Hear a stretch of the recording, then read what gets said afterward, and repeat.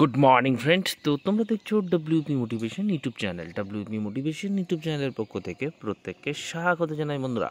তো আমি অরিজিৎ দা। তো আশা করি তোমরা প্রত্যেকে খুব ভালো আছো এবং খুব সুস্থ আছো।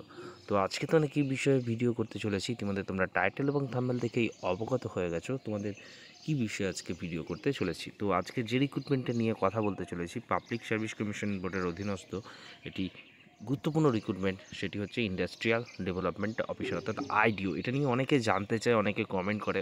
খুব ভালো একটা জব, ঠিক আছে, এমন একটা পোস্ট যেটা অনেকেই অপেক্ষারত থাকে। তো সেটা নিয়ে কিন্তু আজকে বিস্তারিত আলোচনা করতে চলেছি।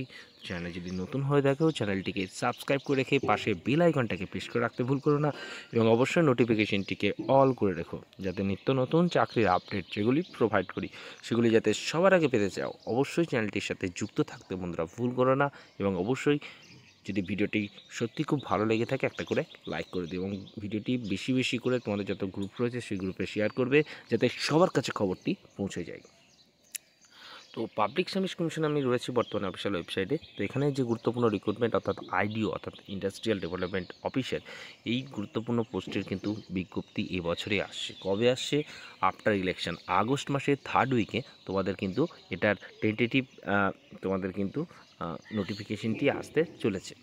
তো এটার শূন্য পদের সংখ্যা যতটুকু আপডেট রয়েছে আমার কাছে 253টির মতো, অর্থাৎ 250 প্লাস কিন্তু এটা তোমাদের ভ্যাকান্সি এটার জন্য আসতে চলেছে। এবং এটাতে বোথ মেল ফিমেল প্রত্যেকেই কিন্তু অ্যাপ্লাই করতে পারবে। এর বয়স তোমাদের যারা অ্যাপ্লাই করতে থাকবে পারবে আর কি, তাদের 21 বছর থেকে 39 বছর পর্যন্ত বয়স হতে হবে, এবং এসটি এসটি ওবিসিরা যেমন ছাড় পায় সেরকম কিন্তু ছাড় পাবে, ঠিক আছে।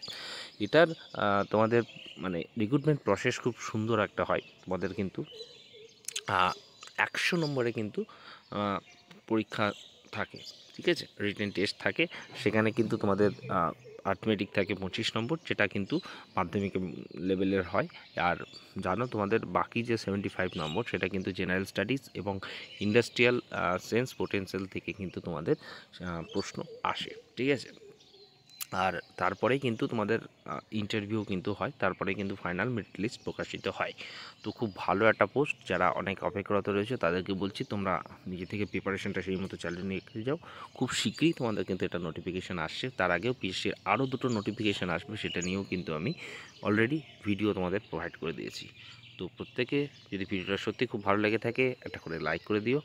ভালো থেকো, সুস্থ থেকো, চলো বাই।